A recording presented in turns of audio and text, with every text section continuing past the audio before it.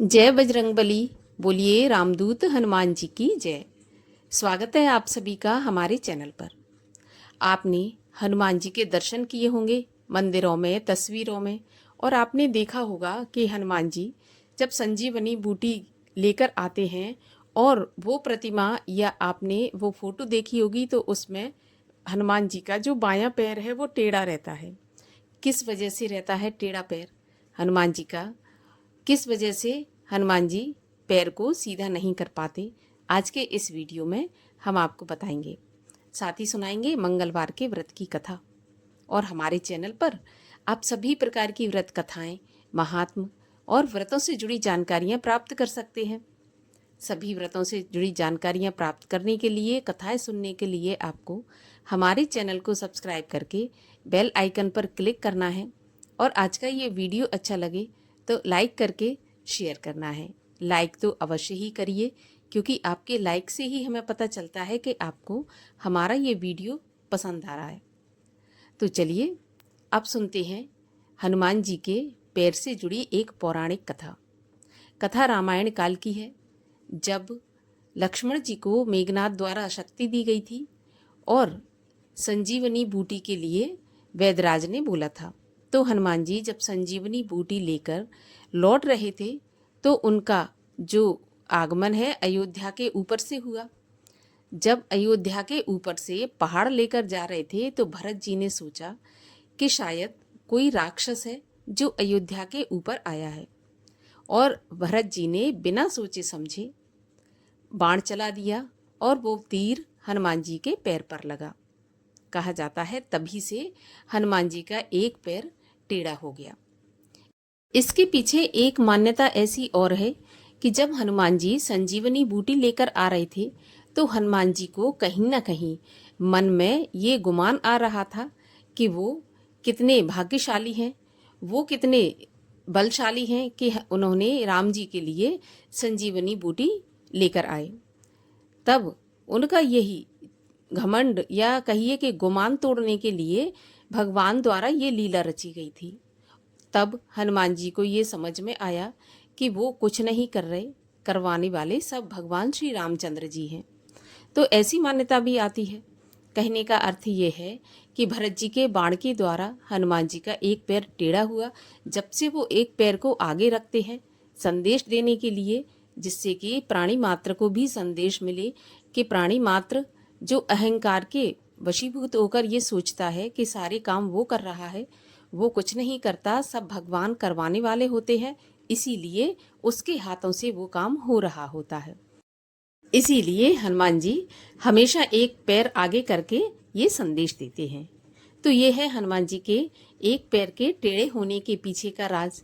और आइए अब सुनते हैं मंगलवार के व्रत की कथा।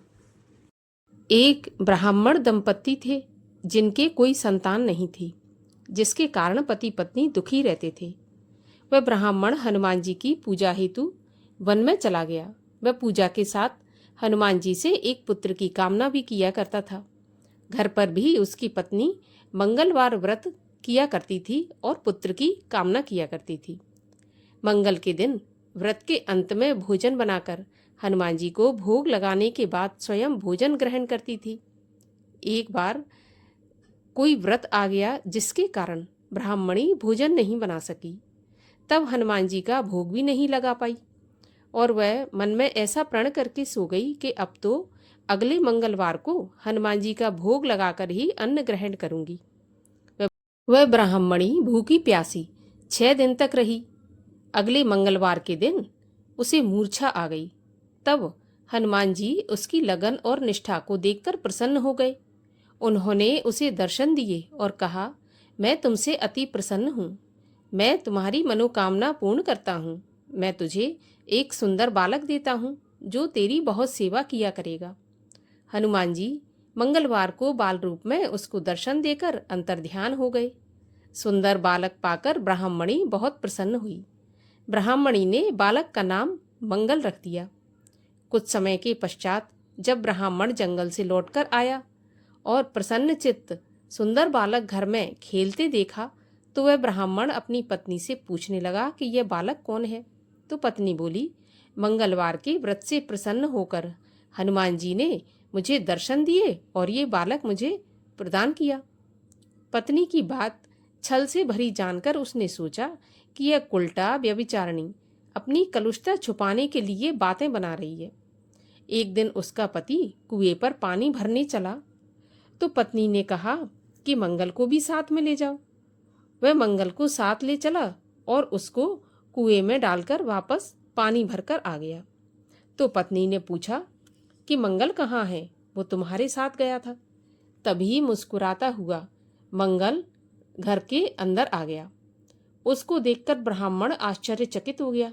रात्रि में उसके पति से हनुमान जी ने स्वप्न में कहा कि यह बालक मैंने दिया है, तुम अपनी पत्नी को उल्टा मत समझो। पति यह सत्य जानकर बहुत खुश हुआ। फिर पति पत्नी मंगल का व्रत रख के अपना जीवन आनंद पूर्वक व्यतीत करने लगे। जो भी मनुष्य मंगलवार व्रत कथा को पढ़ता है या सुनता है और नियम से व्रत रखता है, उसको हनुमान जी की कृपा से सभी कष्ट दूर होकर सर्व सुख प्राप्त होते हैं। और अब सुनते हैं मंगलवार की एक पौराणिक कथा। एक बुढ़िया थी। वह मंगल देवता को अपना इष्ट देवता मानकर सदैव मंगल का व्रत रखती और मंगल देव का पूजन किया करती थी। उसका एक पुत्र था जो मंगलवार को उत्पन्न हुआ था। इस कारण उसको मंगलिया के नाम से बुलाया करती थी। मंगल देव के दिन ना तो वह घर को लीपती और ना ही पृथ्वी खोदती थी। एक दिन मंगल देवता उसकी श्रद्धा की परीक्षा लेने के लिए उसके घर में साधु का रूप बनाकर आए और द्वार पर आवाज लगाने लगे। बुढ़िया ने कहा, महाराज क्या आज्ञा है? तो साधु कहने लगे कि मुझे बहुत भूख लगी है, भोजन बनाना है। इसके लिए तू थोड़ी सी पृथ्वी लीप दे तो तेरा बहुत पुण्य होगा। यह सुनकर बुढ़िया ने कहा, महाराज आज मंगलवार है और मेरा व्रत है, इसलिए मैं चौका नहीं लगा सकती। कहो तो मैं जल का छिड़काव कर दूं, उस पर आप भोजन बना लेना। साधु महाराज कहने लगे कि मैं गोबर से लिपे चौके पर ही खाना बनाता हूँ। बुढ़िया ने कहा, महाराज पृथ्वी लीपने के सिवाय और कोई सेवा हो तो मैं सब कुछ करने के लिए तैयार हूँ। तब साधु ने कहा कि सोच समझकर उत्तर दो, जो भी मैं कहूँगा वह तुमको करना होगा। बुढ़िया कहने लगी, महाराज पृथ्वी लीपने के अलावा जो भी आज्ञा करेंगे मैं उसका पालन अवश्य करूँगी। बुढ़िया ने ऐसे 3 बार वचन दे दिया। तब साधु कहने लगा कि तू अपने लड़के को बुलाकर उसको औंधा लिटा दे, मैं उसकी पीठ पर भोजन बनाऊंगा। साधु की बात सुनकर बुढ़िया चौंक कर चुपचाप रह गई। तब साधु बोला कि बुला लो लड़के को, अब सोच विचार क्या करती हो, तुमने मुझे वचन दिया है। बुढ़िया मंगलिया मंगलिया कहकर अपने बेटे को पुकारने लगी। थोड़ी देर बाद उसका लड़का अंदर आया तो बुढ़िया ने कहा, बेटा जाओ अंदर, तुम्हें बाबा जी बुला रहे हैं। तो लड़के ने बाबा जी से जाकर पूछा कि क्या आज्ञा है महाराज। बाबा जी ने कहा कि जाओ अपनी माता को भी बुला लाओ। तो माता भी अंदर आ गई। तो साधु ने कहा कि अब तू ही इसको लिटा दे। तो बुढ़िया ने मंगल देव का ध्यान करते हुए लड़के को औंधा लिटा दिया और उसकी पीठ पर अंगीठी रख दी और कहने लगी, महाराज अब जो कुछ भी आपको करना है वो कीजिए, मैं जाकर अपना काम करती हूँ। साधु ने लड़के की पीठ पर रखी हुई अंगीठी में आग जलाई और उस पर भोजन बनाया। जब भोजन बन चुका तो साधु ने बुढ़िया से कहा कि अब अपने लड़के को बुलाओ, वह भी आकर भोग लगा ले। बुढ़िया कहने लगी कि ये महाराज कैसे आश्चर्य की बात है कि उसकी पीठ पर आपने आग जलाई, अब उसी को प्रसाद के लिए बुलाते हैं। क्या यह संभव है कि अब भी आप उसको जीवित समझते हैं? आप कृपा करके उसका ध्यान भी मुझको मत कराइए और भोग लगाकर आप यहाँ से चले जाइए। साधु ने अत्यंत आग्रह किया तो बुढ़िया ने अपने पुत्र को आवाज लगाई और जैसे ही मंगलिया मंगलिया कहकर आवाज लगाई तो उसका पुत्र बाहर से दौड़ता हुआ अंदर आ गया।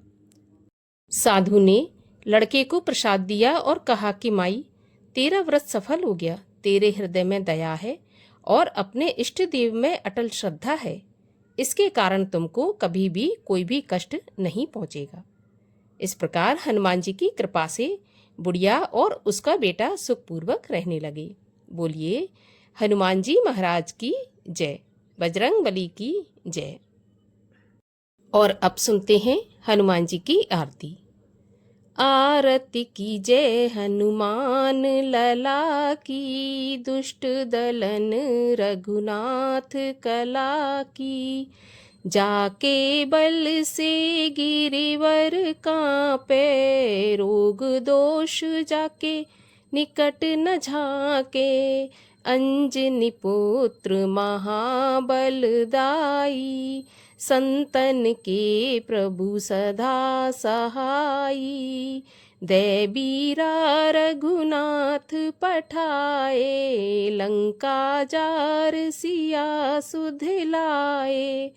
लंका सुकोट समुद्र सिखाई, जात पवन सुत बार न लाई। लंका जार असुर संघारे, सिया राम जी के काज संवारे। लक्ष्मण मूर्छित पड़े सकारे, लाए सजीवन प्राण उबारे। पैठी पताल तोर जमकारे, अहि रावण की भुजा उखारे। बाएं भुजा असुर संघारे, दाहिने भुजा संत जन तारे। सुर नर मुनि आरती उतारे, जय जय जय हनुमान उचारे। कंचन थार कपूर लो छाई, आरती करत अंजना माई। जो हनुमान जी की आरती गावे, बस बैकुंठ परम पद पावे। आरती कीजे हनुमान लला की, दुष्ट दलन रघुनाथ कला की।